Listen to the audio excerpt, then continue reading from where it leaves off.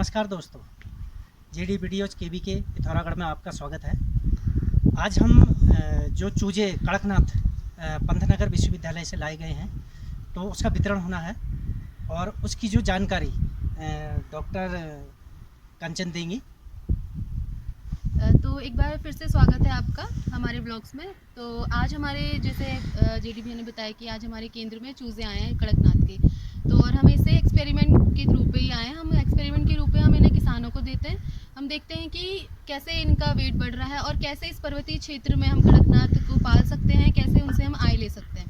तो कड़कनाथ को बोला जाता है काला मासी इसलिए क्योंकि उसका जो मांस है आप देखेंगे कि पूरा काला होता है, क्योंकि एक मेलानिन पिगमेंट होता है, एक जो कलर देता है, जो कलर प्रोड्यूस करता है, वो मेलानिन पिगमेंट इसमें भरपूर मात्रा में होता है और इसका कलर इसलिए ब्लैक कलर का होता है, काला कलर का होता है। तो इसे देखा गया है कि पहाड़ी क्षेत्रों में इसको अगर कोई भी किसान भाई अपने जब पोल्ट्री में पाल रहा है या कुछ नया एंटरप्राइज स्टार्ट करना चाहता है, कुछ नया रोजगार स्टार्ट करना चाहता है, तो बहुत ही लाभकारी सिद्ध होगा, क्योंकि इसका जो मार्केट प्राइस है वो दूसरे बर्ड्स के हिसाब से, वो दूसरे पोल्ट्री के हिसाब से कई ज़्यादा है। जैसे जो और बर्ड्स आपको मिलेंगी मार्केट में वो 200 से 250 रुपये पर केजी के हिसाब से मिलता है, वही कड़कनाथ का जो मीट है वो पर केजी आपको 600 से 700 रुपये तक आपको आय दिला सकता है।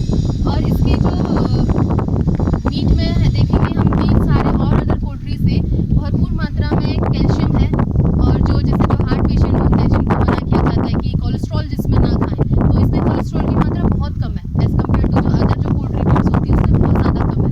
तो एक मेडिसिनल पर्पज़ के रूप में भी इसे खाया जा सकता है। जो लोग हैं हमारे शहरों में, जो लोग होते हैं, इसकी डिमांड काफ़ी होती है। तो हम ये कर सकते हैं पर्वतीय क्षेत्र में कि हम किसान जो भाइयों को हम जो बांट रहे हैं उनकी आय बढ़ाने के लिए कैसे इसका लाभकारी सिद्ध हो सकता है। तो इसके लिए हमने एक छोटा सा हम जो लोगों को दिखाएंगे कि कैसे इसका मैनेजमेंट कर सकते हैं, कैसे इसे हम आय ले सकते हैं, ठीक है, और एक नया कारीगर, नया व्यवसाय कैसे स्थापित हो सकता है कड़कनाथ के चूज़ों से। तो हम ये सारी चीज़ें आज के ब्लॉग में आपको दिखाएंगे। धन्यवाद। नमस्कार किसान साथियों, आज कृषि विज्ञान केंद्र गैना पिथौरागढ़ में कड़कनाथ चूजे जो है अग्रिम पंक्ति प्रदर्शन और प्रक्षेत्र प्रदर्शन के लिए यहाँ पे आए हुए हैं, जिनको देखिए अभी तुरंत ये ब्रूटर से आए हुए हैं पंतनगर विश्वविद्यालय से। और इनको जैसे ये आए हैं इनको देखिए गुड़ का पानी इनको पिलाया जा रहा है, और इसके बाद इन चूज़ों को जो हमारे कृषक हैं, समूह हैं, उनको वहाँ पे दिया जाएगा।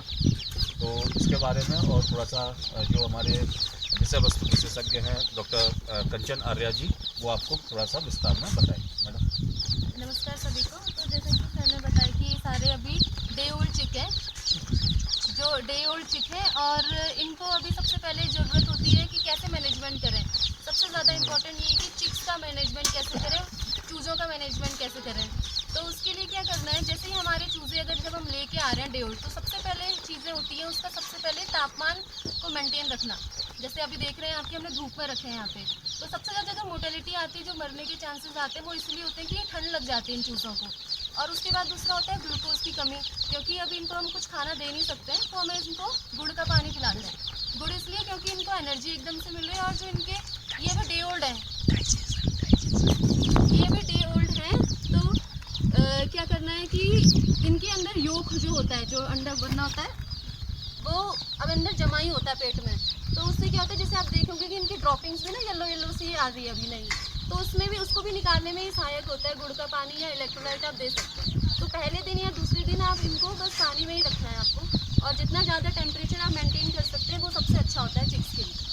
तो पहले दिन का टेम्परेचर आप 95 डिग्री फ़ारेनहाइट करके रख सकते हैं, तो धीरे धीरे आपको कम करना होता है।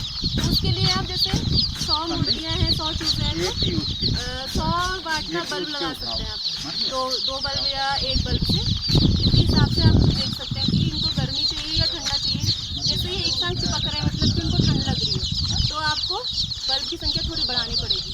अगर आप देख रहे हो कि चूज़े दूर दूर जा रहे हैं एक दूसरे से, मतलब कि उनको गर्मी लग रही है, तापमान ज़्यादा हो रहा है, तो वैसे वैसे आपको बल्ब की ऊंचाई या नीचे उसको उसके हिसाब से सेट करना होगा, ठीक है।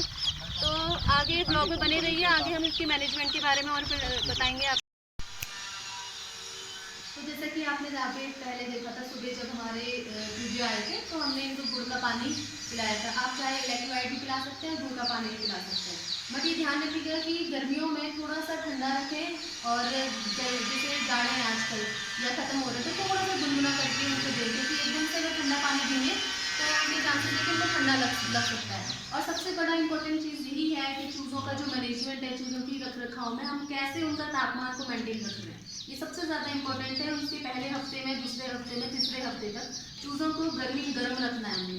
तो जैसे आप देख रहे हैं हमने टेम्परेरी अरेंजमेंट किया है आप लोगों को दिखाने के लिए कि अगर आपके पास कुछ भी नहीं है, छोटा सा साधन है, तो आप इस तरीके से अपने छोटे से मैनेजमेंट कैसे कर सकते हैं। हमने 100 वाट का यहाँ पे बल्ब लिया है और हमारे पास अभी 40-45 चूज़े हैं, तो इनके लिए 50 चूज़ों के लिए एक बल्ब काफ़ी होता है 100 वाट का। जैसे आपके अगर ज़्यादा चूज़े हैं, 100 हैं, 200 हैं, तो उसके हिसाब से आप बल्ब लगा सकते हैं। अगर आपके पास कुछ नहीं है तो सिंपल आप 100 वाट का बल्ब लगा सकते हैं। अगर आप ज़्यादा चूज़े रखना चाहते हैं 200-500, तो आप बुखारी जो होती है, जो हम बनाते हैं, घर में भी बना लेते हैं कुछ लोग, तो उसका उपयोग आप कर सकते हैं। उसमें क्या करना है, इस बल्ब के आसपास जो टिन का गोल आकार का आपको काट के लगाना है। तो उससे क्या होगा, आपके पास अगर ज़्यादा चूज़े हैं तो वो रोशनी और जो गर्मी होगी वो पूरे चूज़ों में आराम से मिलेगी। जैसे कि आप देखिए, इधर एक बार दिखाना, देखो अब ये जो चूज़े हैं इनको ठंड लग रही है तो ये बहुत ज़्यादा चिपक गए हैं, बल्ब की रोशनी की ज़्यादा चाहते हैं तो ये इस ओर को ज़्यादा आ रहा है। ठीक है, अब आपको ये ध्यान रखना है कि इसमें गर्मी अच्छे से मिल रही है या गर्मी अच्छे से नहीं मिल पा रही है। जैसे अभी चिपक रहे हैं मतलब कि इनको ठंड लग रही है, इनको अभी कवर कर सकते हैं हम। तो ब्लॉग में आपको वीडियो को दिखाने के लिए हमने इसको खुला है।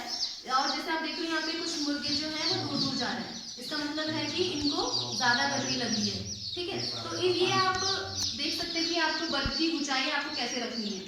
ये आप अगर ज़्यादा गर्मी ज़्यादा गर्म आ गई है उससे भी ये मर सकता है, तो आपको इसको ऊपर कर देना है। और जैसे ही आप लग रहा है कि ये चिपक रहे हैं एक दूसरे से, तो इसको बल्ब को आप नीचे करके इनका तापमान मेंटेन कर सकते हैं। ठीक है, ये है चूज़ों का मैनेजमेंट।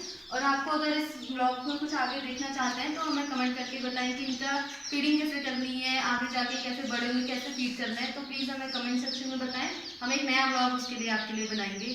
तो ज़्यादा से ज़्यादा हमारे वीडियोज़ को लाइक करें, कमेंट करें, सब्सक्राइब करें। धन्यवाद।